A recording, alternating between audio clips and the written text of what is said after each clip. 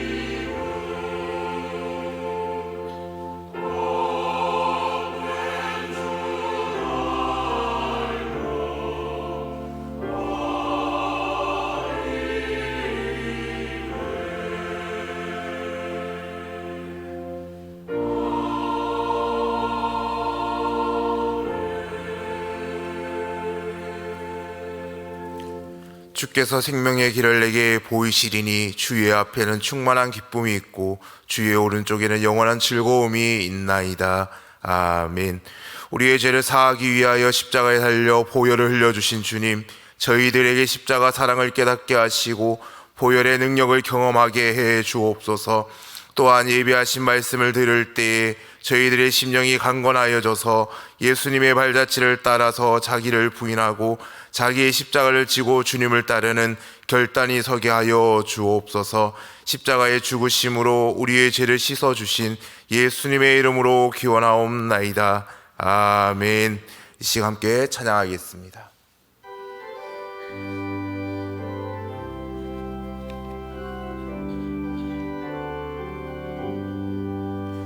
변찮는 주님의 사랑과 거룩한 보혈의 공로를 우리 다 찬양을 합시다. 주님을 만나볼 때까지 예수는 우리를 깨끗게 하시는 주시니 그의 피 우리를 눈보다 더 이게 하셨네. 우리를 깨끗게 한 피는 무궁한 생명의 물일세. 생명의 구원을 받은 자 하나님 찬양을 합시다. 예수는 우리를 깨끗게 하시는 주시니 그의 피 우리를 눈보다 더 이게 하셨네. 주님의 거룩한 보혈을 날마다 입으로 간증해 담대히 싸우며 나가세. 천국에 들어갈 때까지 예수는 우리를 깨끗게 하시는 주시니 그의 피 우리를 눈보다 더 이게 하셨네.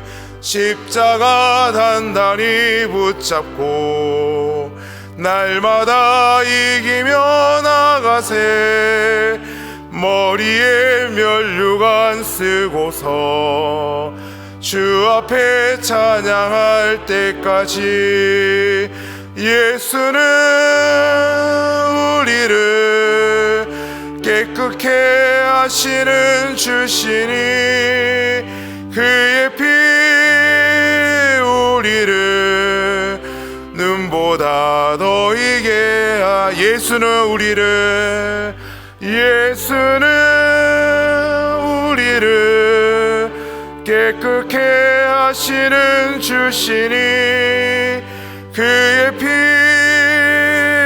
우리를 눈보다 더 이게 내가 주인 삼은 내가 주인 삼은 모든 것 내려놓고 내 주 대신 주 앞에 나가 내가 사랑했던 모든 것 내려놓고 주님만 사랑해.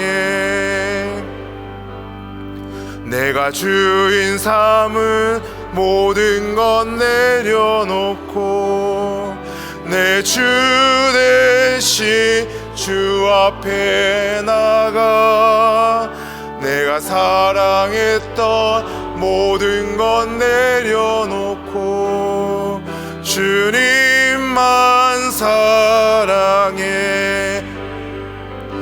주 사랑 거친 풍랑에도 깊은 바다처럼 나를 잠잠케 해. 주 사랑 내 영혼의 반석 그 사랑 위에 서리. 이 시간 함께 마음 모아 기도할 때에 시원 찬양대 대장 조재현 안수집사 기도하겠습니다.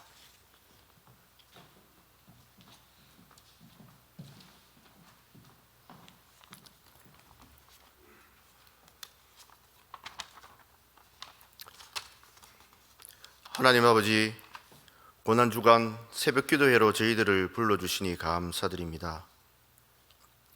이 세상을 구원하러 오신 예수 그리스도의 마지막 이 땅에서의 사역을 돌아보며 주님의 발자취를 묵상하며 저희들이 새롭게 되는 은혜가 주어지길 소망합니다.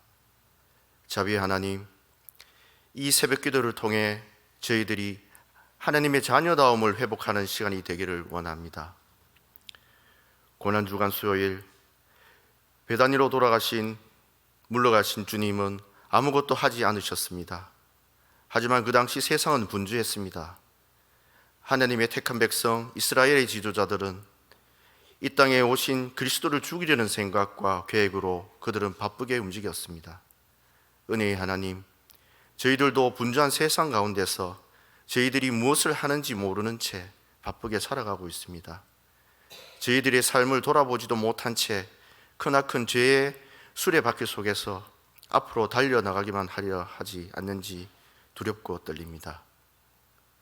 오늘 이 아침 이 시간 저희들의 분주함을 내려놓고 주님과 함께 우리 자신을 돌아보는 시간이 되게 하여 주옵소서. 주님의 심이 멈춤이 아니라 세상의 죄를 감당하려 온전히 자신을 드리려는 준비의 시간이었음을 믿습니다. 오늘 이 아침 저희들도 세상의 분주함에서 벗어나 침묵 가운데서 주님의 십자가를 바라보기를 원합니다. 이 시간 우리의 죄를 용서하시고 예수 그리스도의 십자가를 통해 우리를 구원하시는 하나님의 은혜를 깊이 느끼게 하여 주옵소서. 이제 남은 고난주간을 통해 하나님의 국률하심으로 우리의 생각을 깨우쳐 주시고 예수 그리스도의 말씀으로 아둔한 우리의 머리를 일깨워 주시며 성령의 능력으로 주님의 사랑과 희생을 깊이 묵상하며 서로를 더욱 사랑하며 세상을 섬기는 대본교회 공동체로 거듭나는 부활의 역사를 이루어 주시옵소서. 오늘 이 시간에도 주님의 피 묻은 십자가 앞에 여러 기도 제목을 갖고 온 성도들이 있습니다. 십자가의 보혈의 능력을 의지하여 응답을 허락하여 주옵소서. 말씀을 증거하시는 목사님을 기억하시고 저희 모두가 십자가의 능력을 다시 한번 체험하고 험한 십자가를 굳게 붙들 수 있는 은혜의 시간이 되게 하옵소서. 이 모든 말씀 우리를 위해 십자가를 짊어지신 예수 그리스도의 이름으로 기도드립니다. 아멘.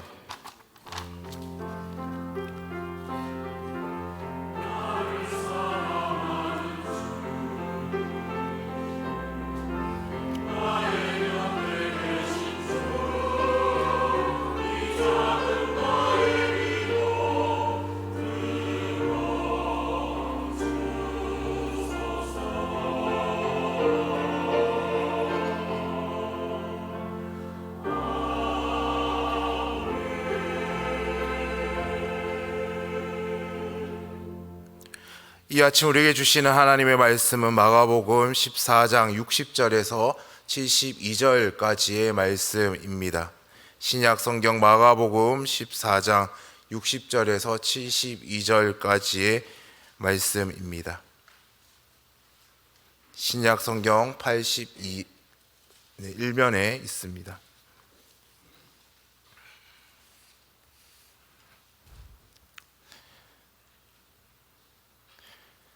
주신 말씀 한 절씩 교독하도록 하겠습니다. 대제사장이 가운데 일어서서 예수에게 물어 이르되 너는 아무 대답도 없느냐? 이 사람들이 너를 치는 증거가 어떠하냐 하되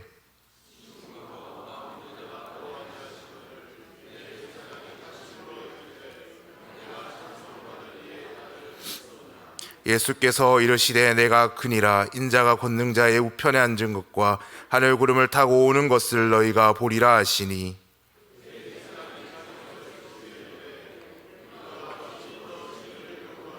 그 신성 모독하는 말을 너희가 들었도다. 너희는 어떻게 생각하느냐 하니 그들이 다 예수를 사형에 해당하는 자로 정죄하고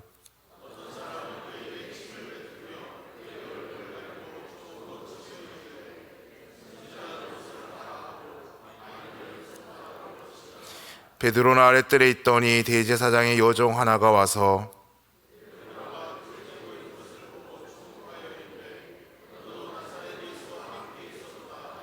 베드로가 부인하여 이르되 나는 네가 말하는 것이 무엇인지 알지 못하고 깨닫지도 못하겠노라 하며 앞뜰로 나갈새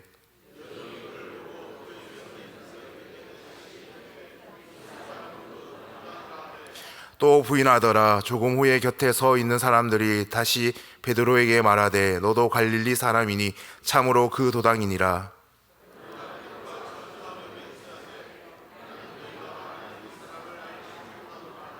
함께 보겠습니다.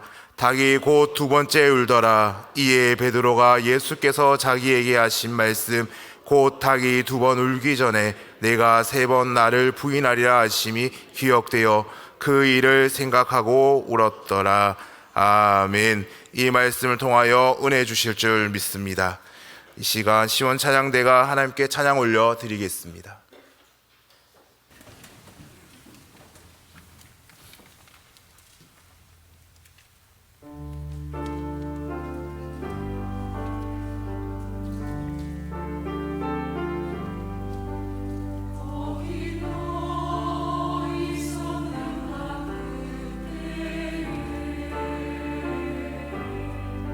주가 그 십자가에 달린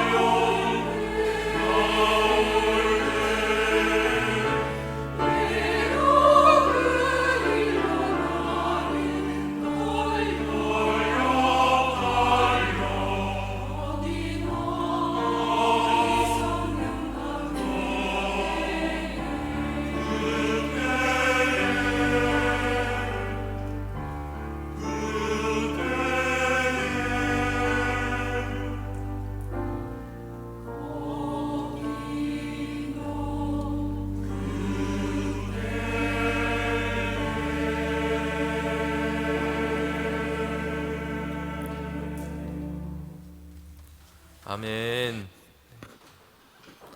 네, 찬양대 찬양에 감사를 드립니다. 네. 우리 고난주간 새벽기도의 셋째 날 함께 모였습니다. 잘 오셨습니다. 주님의 은혜가 우리 가운데 함께 하시기를 바랍니다.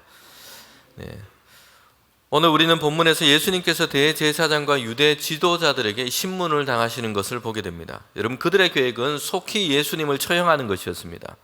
예수님을 처형함으로 그들은 자신의 유익을 얻고자 한 것입니다. 예수님의 제자였지만 배반한 이 가룟 유다를 그들 앞에 세웠습니다. 그렇게 해서 주님을 붙잡기 위해서 사람을 보낸 것입니다. 어제 본문에처럼 그들은 검과 몽치를 가지고 예수님을 붙잡으러 왔습니다. 여러분, 이런데 주님께서는 아무 저항을 하지 않으신 것입니다. 무능력했기 때문이 아니었습니다. 능력이 있으시지만 붙잡으러 온 모든 사람들에게 오히려 그들을 제압할 수 있지만 그렇게 하지 않으신 것입니다. 주님께서는 사람들에게 넘겨지고 고난당하고 그리고 십자가를 지는 것이 하나님의 뜻이었기 때문입니다. 이것이 세상과 사람들을 위한 구원의 길이었기 때문입니다. 죄와 사망 가운데 있는 세상과 사람들을 구원하는 길이 예수님의 고난이었기 때문입니다. 그렇게 해서 사람과 세상을 하나님과 화목하게 되고 하나님의 의에 이르게 하는 그 유일한 길이 예수님의 고난이었기 때문입니다. 이런 하나님의 구원의 사역과 계획을 성경대로 이루기 위해서 예수님은 가장 무능한 자리까지 내려가신 것입니다. 가장 능력이 많으신 분이 여러분 가장 무능한 자리까지 내려가신 것이에요. 힘으로 제압하고 물리칠 수 있지만 할 수 있지만 하지 않음의 자리로 주님께서는 내려가신 것입니다. 세상에서 사람들이 살아가는 방식은요, 이와 반대입니다. 사람들은 없어도 있는 것처럼 보여야 한다 생각합니다. 약해도 강한 것처럼 보이려고 하고요, 부족해도 풍부하고 많은 것처럼 보이기 위해서 애를 씁니다. 그래야 무시를 당하지 않는다고 생각하기 때문입니다. 그런데 예수님은 잡으러 온 무리들을 다 제압할 수 있는 능력과 힘이 있으심에도 불구하고 그렇게 하지 않으신 것이에요.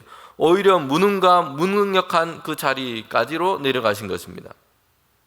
예수님의 이런 모습은 십자가를 지는 마지막 그 순간까지 이어지게 된 것입니다. 여러분, 십자가의 고난은 육체로는 감당하기 어려운 아주 극심한 그런 고난과 죽음에 이르는 그런 고난이었습니다. 십자가의 처형은 지금에 이르기까지 가장 잔혹하고 고통스러운 처형의 방법이었습니다. 그런데 죄 없으신 예수님께서 그 십자가의 고난, 그 죽임을 당하신 것입니다. 그리스도로서 모든 사람의 죄를 대신 속량하기 위해서 짊어지신 이런 십자가였습니다. 이사야 53장에는 여기에 대해서 분명하게 말씀을 하고 있습니다. 이사야 53장 4절부터 5절 말씀인데 이렇게 예언의 말씀으로 우리에게 주고 있습니다. 그는 실로 우리의 질고를 지고 우리의 슬픔을 당하셨거늘 우리는 생각하기를 그는 징벌을 받아서 하나님께 맞으며 고난을 당한다 하였노라. 그가 찔림은 우리의 허물 때문이요 그가 상함은 우리의 죄악 때문이라. 그가 징계를 받음으로 우리가 화평을 누리고 그가 채찍에 맞음으로 우리는 나음을 받았도다. 우리는 다 양과 같아서 그릇 행하여 각기 제 길로 갔거늘 여호와께서 우리의 모든 죄악을 그에게 담당시키셨도다. 아멘.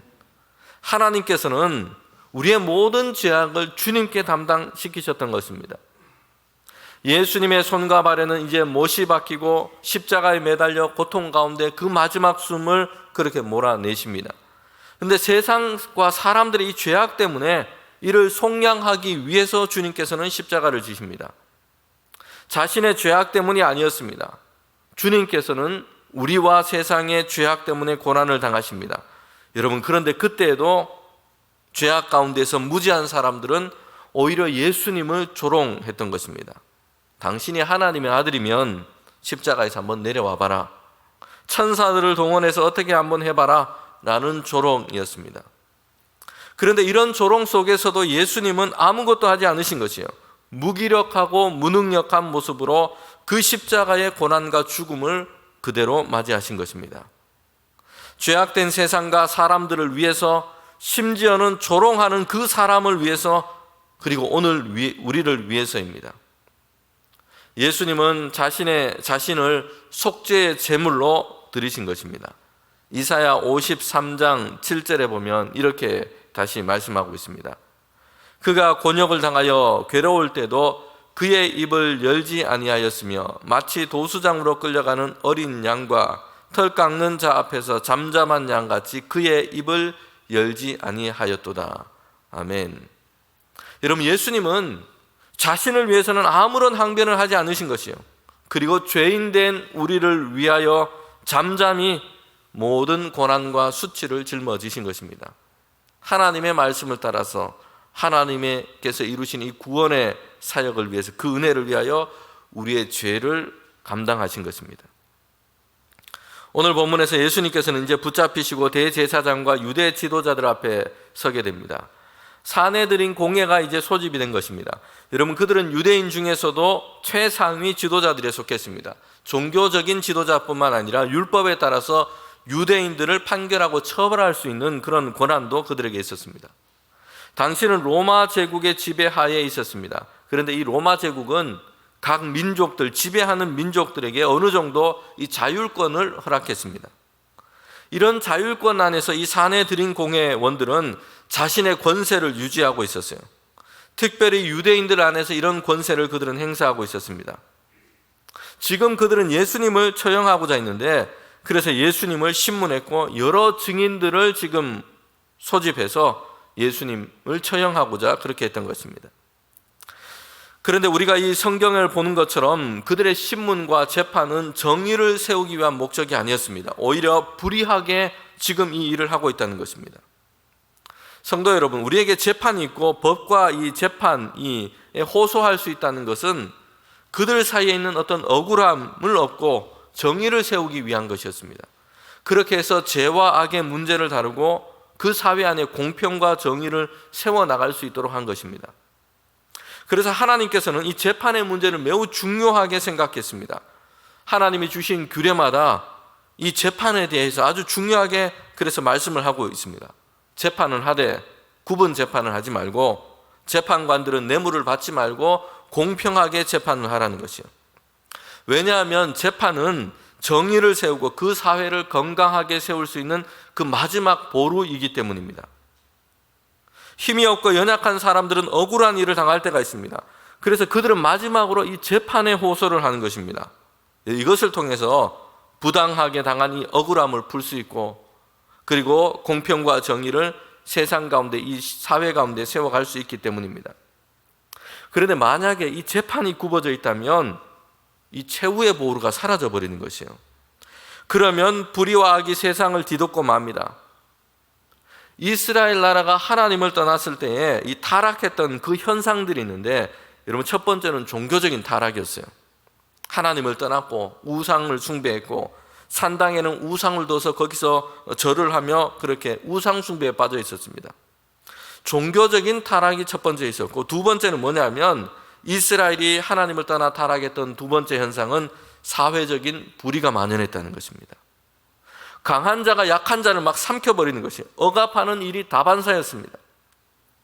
여기에 더해서 재판과 판결이 제대로 작동을 하지 않은 것입니다. 정의를 세워야 할 이 재판이 오히려 불의하게 막 행해졌다는 것이요. 그래서 뇌물을 받고 부요한 자들의 손을 들어줬고요, 힘과 권세 있는 자들에게 구부러진 그들을 위한 재판이 행해졌던 것입니다. 무전이면 유죄가 되고 유전이면 무죄가 되는 이런 시대가 되어버린 것입니다. 예수님께서는 지금 신문 받는 자의 신분으로 지금 공회 앞에 서 있었습니다. 그런데 이 공회의 재판은 정의에 대한 관심이 없었어요. 대제사장과 유대 지도자들은 정의보다는 자신의 유익과 이권에 지금 밝았던 것입니다. 그래서 그들은 예수님을 처형하고자 이미 답을 정해놨어요. 이미 그들은 마음을 다 모았습니다. 그리고 그들은 이제 예수님을 그렇게 재판하려고 한 것입니다. 그들은 예수님께서 그들 자신의 어떤 권위에 도전하는 존재라고 생각했습니다. 자신의 이권과 유익에 방해가 되는, 자신들의 이권과 유익이 지금 확장돼 나가야 되는데 이것을 방해하는 존재로 생각했던 것입니다. 그래서 그들이 주도하는 재판은 진실과 정의를 세우는 것이 아니라 어떻게든 자신들의 행보에 방해가 되는 예수님을 없애버리는 것이 목표였던 것입니다. 이미 재판에는 답이 정해져 있습니다. 판결이 정해져 있어요.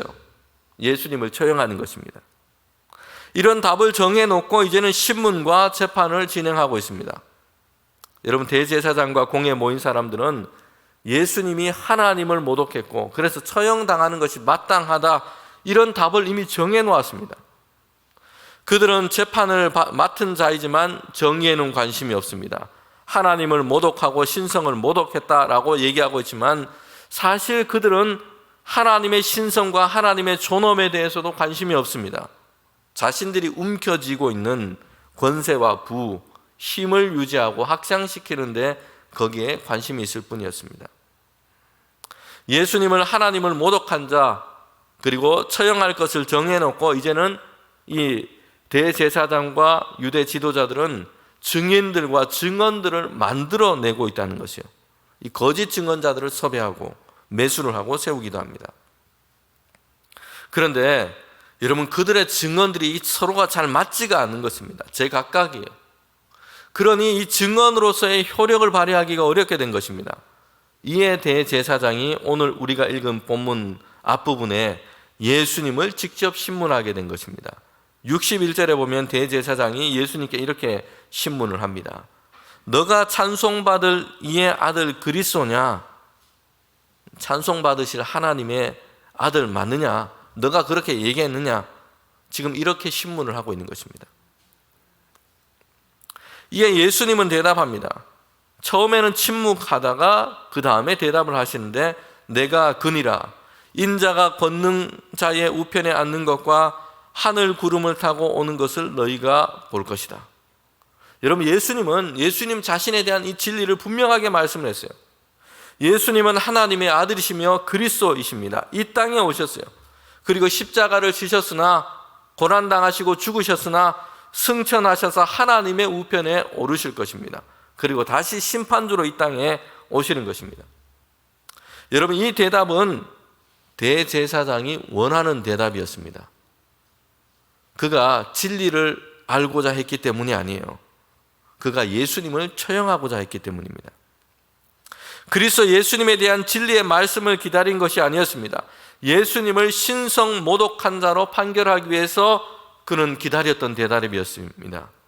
여러분, 대제사장과 공회는 예수님을 하나님을 모독한 자, 하나님을 모독한 자로 지금 사형을 처하는 것이 마땅하다고 이렇게 정죄하게 된 것입니다. 그래서 어떤 이들은 침을 뱉고 모독을 합니다. 주먹으로 치며 손바닥으로 치며 예수님께 수치를 가하는 것입니다. 성도 여러분, 우리는 이 공회에서 예수님을 신문하고 재판하는 이 광경을 보면 참 모순되다는 것을 생각하게 됩니다. 대제사장과 공회원들은 하나님 앞에서 죄인일 뿐입니다. 비록 그들은 유대 사회 안에서는 재판관 노릇을 하고 있어요. 그런데 그 일도 사실은 불의하게 행하고 있습니다. 그들은 유대인들을 위해서 판결하는 일을 하고 있지만 그들은 하나님 앞에서 판단을 받아야 할 존재에 불과합니다. 그런데 오히려 그들이 이 땅에 그리스도로 오신 예수님, 성자 하나님이신 예수님을 지금 재판하고 있다는 것입니다. 판결하고 있다는 것이요. 재판을 받아야 할 죄인들이, 재판을 받아야 할 존재가 지금 그리스도를 판단하고 있다는 것입니다. 그래서 예수님을 신성 모독자라는 죄를 씌워서 사형에 정죄하고 있습니다. 대제사장과 유대 지도자들은 하나님 앞에서 자기됨에 대해서는 전혀 인식을 하지 못하고 있는 것입니다. 사람들 위해서 재판하고 판단하는 일을 했고 가르치는 일을 해왔습니다. 그래서 스스로 선악간에 판단하는 존재로 자신을 인식하고 있다는 것이에요. 그들이 하나님 앞에서 판단받아야 할 존재라는 것을 잊어버린 채 그들은 판결하는 일만 하고 있는 것입니다. 판결을 맡은 그들은 그가 판결한 일로 인해서 하나님 앞에 서게 될 것입니다. 그들은 스스로 하나님 앞에서 자신의 죄인됨을 그들은 알지 못하고 있다는 것입니다. 여러분, 요한복음에 보면 바리새인과 서기관이 이 간음하다가 현장에서 잡혀온 이 여인을 예수님 앞에 데려온 사건이 있습니다. 예수님을 공경에 빠뜨려서 시험에 빠뜨리기 위해서였습니다. 간음하다 잡힌 여인인데 어떻게 처리하면 좋을지를 예수님께 이렇게 문의한 것입니다. 모세의 율법에는 이 간음한 여인들은 돌로 치라라고 처형하도록 그렇게 되어 있습니다. 만약 예수님께서 모세의 율법대로 해라, 돌로 쳐라 라고 말씀하신다면 이전까지 예수님께서 말씀하신, 모든 사람들 앞에서 말씀하신 사랑과 용서의 이 말씀을 그냥 뒤집고 마는 그런 것이 됩니다. 이전의 가르침과 반대가 되는 것입니다. 예수님께서 이전에 하셨던 그 가르침과 그리고 행동과 실천하는 것이 다른 어떤 이중적인 선생이 되고 마는 것입니다. 이런 반대로 예수님께서 이 여인을 용서하라 라고 말씀하시면 어떻게 되겠습니까? 예수님은 모세의 율법의 반대자가 되는 것이에요. 사람들은 돌을 들고 이제는 간음한 여인을 향해서 던지려고 합니다. 여러분, 모세의 율법대로면 돌을 치려고 그렇게 하는 것이 마땅한 것입니다. 그런데 그때 주님께서는 그들에게 말씀하세요. 죄 없는 자가 먼저 돌로 치라 라는 말씀이었습니다.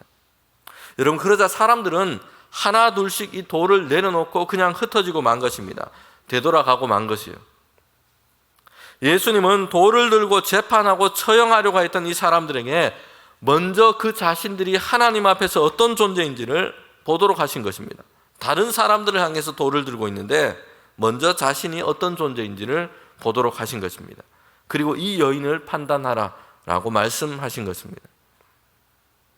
성도 여러분, 사람들은요, 우리들은 스스로 사람들 사이에서 재판관 되기를 좋아합니다. 다른 사람들을 판단하고 정죄하는 일에는 정확하고 빠릅니다. 그런데 스스로 우리가 하나님 빛 안에서 죄인이며 하나님의 판단 아래 있다는 것을 우리는 쉽게 잊어버립니다. 우리 모두는 재판관이기 이전에 죄의 본성에 이끌리는 존재입니다. 죄 아래 놓여 있는 존재입니다. 우리는 다른 사람들에 대해서 판단하고 정죄하기보다는 먼저 우리가 죄 아래 놓여 있다는 것을 우리 스스로가 하나님 앞에서 인식해야 합니다. 예수 그리스도께서 우리를 대신하여 십자가를 지시지 않으셨다면 오늘 우리 모든 사람들에게는 여러분 희망이 없습니다. 죄 아래서 하나님의 진노의 심판을 받을 수밖에 없는 것입니다. 죄 없는 자가 먼저 돌로 치라 라고 말씀했을 때 어느 누구도 돌을 쥐고 던질 수 있는 자는 아무도 없는 것입니다. 우리는 다른 사람을 판단하고 정죄하는 그런 일을 앞에 세워서는 안 됩니다. 우리의 죄를 깨닫고 회개하며 돌이켜서 하나님의 은혜를 구하는 그 일을 앞에 세워야 합니다.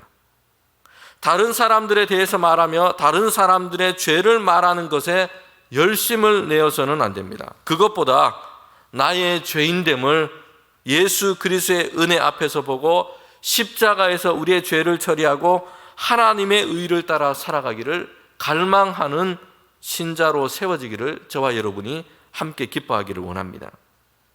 여러분, 사도 바울은 예수님을 만나기 전에는 스스로 매우 의롭다고 생각했던 사람이었습니다. 그는 바리새인이었고 율법을 배웠고 연구했고 능통했던 사람이었습니다. 율법을 가지고 사람들을 판단하는 일을 했던 것입니다. 바울은 처음에는 예수 믿는 성도들을 핍박하고 박해했습니다. 여러분, 이것도 율법에 따라서 한 것입니다. 율법에 따라서 그들을 정죄하고 판단했기 때문입니다.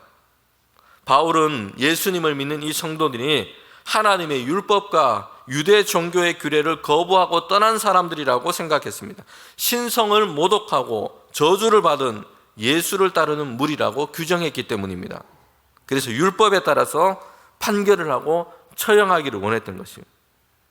그런데 바울이 부활하신 예수님을 만났습니다. 회심했어요. 그러자 그의 태도가 완전히 바뀌게 된 것입니다.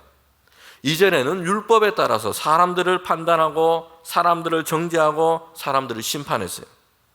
그러면서 스스로는 의롭다고 생각을 한 것입니다. 여러분, 그런데 회심한 바울이 어떻게 고백하고 있습니까? 바울은 스스로에 대해서 이렇게 고백하고 있습니다. 나는 죄인의 괴수라고 고백하고 있다는 것이요. 예수님의 십자가 앞에 서본 사람들은 이렇게 고백할 수밖에 없습니다. 자신은 죄인이며 예수님의 은혜가 아니고서는 소망이 없는, 스스로에게는 아무 소망이 없는 존재라는 것을 보게 되는 것입니다. 예수님의 십자가는 우리 자신의 철저하게 죄인됨을 보여줍니다. 여러분, 그러나 그 십자가는 동시에 죄인된 우리를 향한 하나님의 사랑이 얼마나 크고 위대한지를 우리에게 보여주는 것입니다. 로마서에서 보면 5장에 보면 그래서 분명하게 얘기합니다. 우리가 죄인 되었을 때에 예수 그리스도께서 십자가를 지심으로 우리를 위한 하나님의 사랑, 죄인을 위한 하나님의 사랑을 확증했다라고 말씀하고 있습니다. 여러분, 예수님의 이 십자가를 통과한 사람은 우리의 죄인됨을 봅니다. 그러나 동시에 죄인된 우리를 향한 그 하나님의 사랑의 위대함을 보게 되는 것입니다. 대제사장과 유대 지도자들은 본래 심판관의 자리에 앉아서 예수 그리스도를 신문할 수 있는 존재가 아닌 것입니다. 그들도 예수 그리스도의 십자가 앞에서 자기의 죄인됨을 회개하며 하나님의 은혜로 돌이켜야 할 존재에 불과합니다. 여러분, 이것을 깨닫지 못한다면 그들은 하나님의 심판대 앞에 그들 자신이 서게 될 것입니다. 그리고 영원한 형벌에 떨어져서 고통 가운데 슬피 울게 될 것입니다. 오늘 본문 우리는 이 마지막 부분에서 베드로가 예수님을 모른다 부인했던 그 일을 지금 기록해 놓은 것을 보게 됩니다. 우리가 고난주간에는 항상 이 베드로의 이 부인했던 이 사건을 우리가 그렇게 자주 우리는 말씀을 통해서 묵상하게 됩니다. 예수님께서 잡히시던 그날에 베드로는 극과 극을 오갔던 것입니다. 먼저는 칼을 휘두르면서 주님을 붙잡으러 온 사람들을 그렇게 쳤습니다. 그래서 주님을 붙잡으러 온 사람 중에 한 사람이 그 귀를 떨어뜨려 버렸어요. 그의 용맹함을 이렇게 보여주는 듯 했습니다. 그러나 그것도 잠깐이었습니다. 예수님께서 잡히시고 공회로 끌려가실 때에 여러분, 베드로는 감히 나서지를 못했던 것입니다. 다른 제자들은 다 도망했습니다. 그래도 베드로는 멀찍이서 쫓아서 대제사장 집 바깥들까지는 어떻게 갔습니다. 예수님이 어떻게 되시는지 멀리서라도 그렇게 보기를 원했던 것입니다. 그런데 베드로가 보여준 용기는 그 용기의 일면은 거기까지였습니다. 여러분, 베드로는 대제사장 그 집의 뜰에서 예수님을 3번이나 부인하게 된 것입니다. 베드로를 알아본 여종이 있었습니다. 베드로가 바깥들에서 불을 쬐고 있는데 베드로를 알아보고는 이 여종이 베드로를 향해서 이렇게 얘기한 것입니다. 당신도 나사렛 예수와 함께 있던 자가 아니냐라는 것이었습니다. 여러분, 이 말에 베드로는 놀랍고 두려움에 사로잡히게 됩니다. 그래서 베드로는 예수님을 부인하게 됩니다. 나는 당신이 하는 말을 도무지 무슨 말인지 알지를 못하겠습니다. 깨닫지도 못하겠습니다. 여러분, 그러자 곁에 있는 사람들이 또 다시 베드로에게 얘기합니다. 베드로는 다시 부인합니다. 3번째까지 이런 일이 있었던 것입니다. 베드로는 그냥 예수님을 모른다 부인한 것이 아니라 저주하며 맹세까지 했다고 말씀하고 있습니다. 나는 그 사람을 전혀 알지 못합니다. 나는 그와 아무런 관계가 없습니다 라고 얘기했던 것입니다. 여러분, 그럴 때 닭이 2번 우는, 2번째 우는 소리가 들리게 됩니다. 이 닭의 울음소리는 베드로에게 예수님께서 이전에 하셨던 그 말씀이 기억나게 했습니다. 그럼 예수님께서는 잡히시기 전에 이미 베드로에게 이런 예고를 하셨습니다. 닭이 2번 울기 전에 주님께서 잡히실 그때에 너는 나를 부인하게 될 것이다. 3번 부인하게 하게 될 것이다 라는 말씀이었습니다. 여러분, 그때 베드로는 결코 이런 일이 일어나지 않을 것이라고 장담했습니다. 내가 죽으면 죽었지 예수님을 부인하는 일은 일어나지 않을 것이다 라고 그는 생각하고 사람들 앞에서 이런 다짐을 했던 것입니다. 그러나 베드로의 다짐과 그 결기는 그날 밤에 한순간에 무너지고 말았습니다. 베드로는 대제사장과 같은 존재 앞에서 신문을 당한 것이 아니었어요. 여종이 하는 말에 두려움에 사로잡혀서 나는 예수님과 관계없다, 나는 저 사람을 모른다 라고 저주하며 맹세했던 것입니다.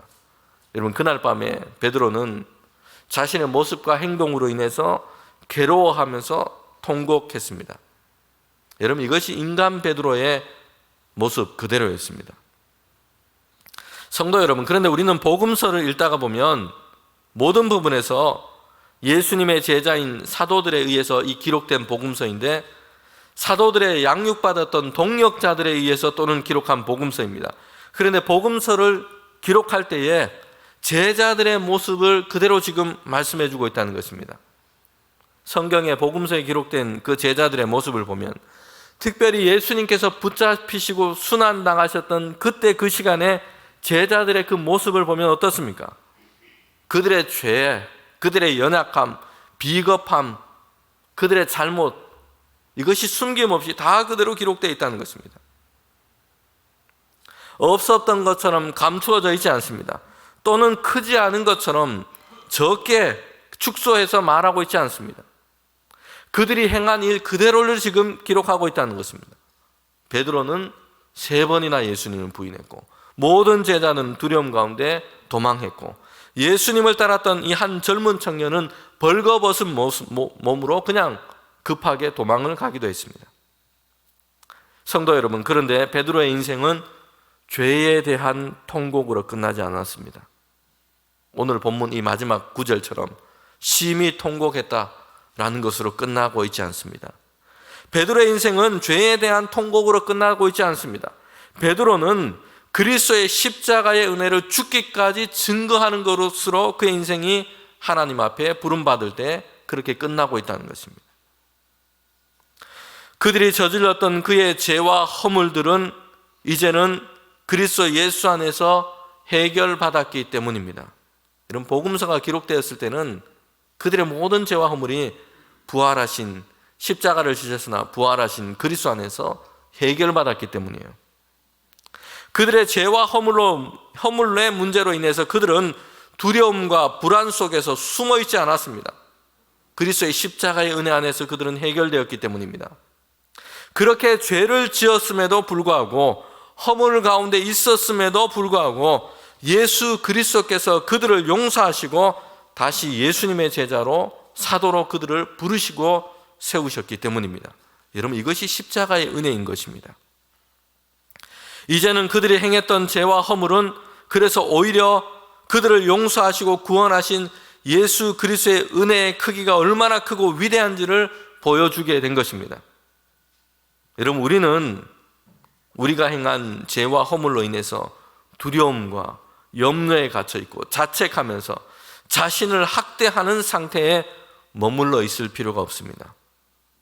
왜냐하면 우리 앞에는 예수 그리스도의 십자가의 은혜가 있기 때문입니다. 우리 앞에는 예수께서 이루신 그 십자가의 은혜가 있기 때문입니다.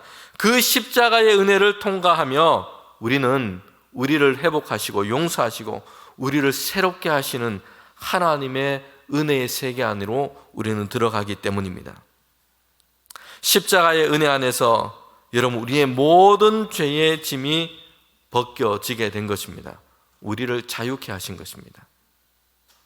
우리는 베드로의 이 통곡을 기억합니다. 그러나 여러분, 베드로의 통곡은 그의 인생의 마침표가 아니었습니다. 그의 인생의 마침은 예수님의 십자가의 그 은혜를 증거하는 것이었습니다. 고난주간을 보내면서 우리는 예수님의 이 십자가의 은혜 안으로 들어가는 저와 여러분이 되기를 원합니다. 우리의 모든 죄의 짐이 십자가 안에서 다 내려지게 하시고, 그래서 우리가 지금까지 죄와 허물로 인해서 두려움과 염려에 갇혀 있고 자책하면서 자신을 확대하는 것이 아니라 이제는 그 십자가의 은혜 안에서 하나님께서 주시는 그 사랑과 그 용서와 그 은혜 안에서 날마다 감사함으로 주 앞에 나아가며 우리를 새롭게 하시는 성령님의 그 은혜, 그 능력 가운데 살아가는 저와 여러분 되기를 주님의 이름으로 축원합니다. 함께 이 시간 우리 찬송할 때 찬송가 144장 함께 찬송 부르시겠습니다.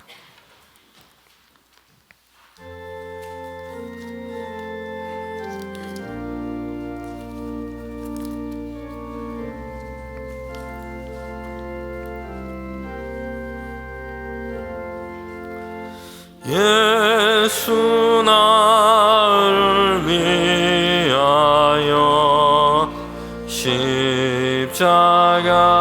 십자가를 질 때 세상 죄를 지시고 고초당하셨네.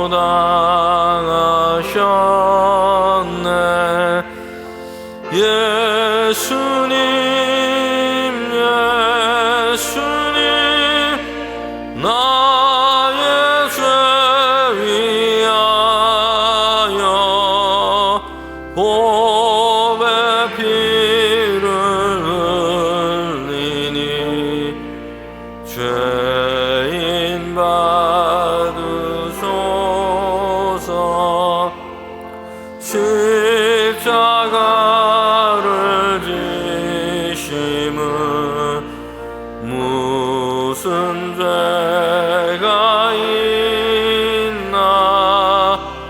저 무지한 사람들 메시아 죽였네. 예수님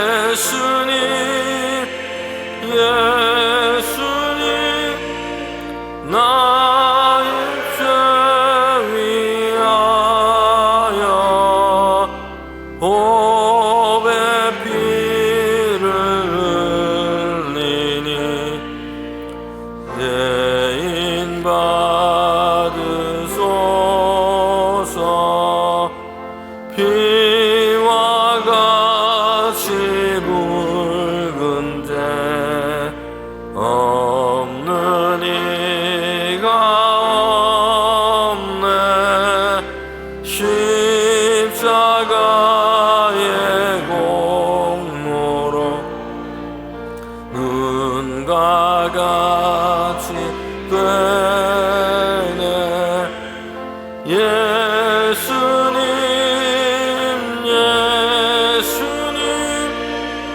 나의 죄 위하여 보배 피를 흘리니 죄인 받으소서.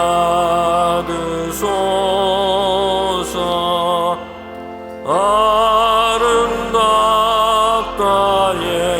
예수여 나의 좋은 친구.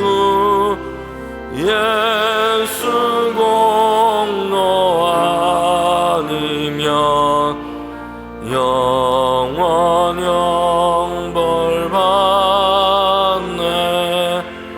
예수님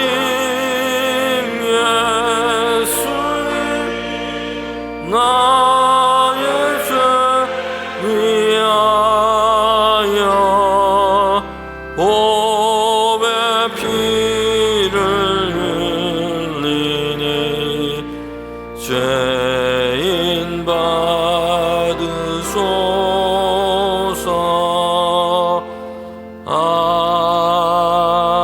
아멘.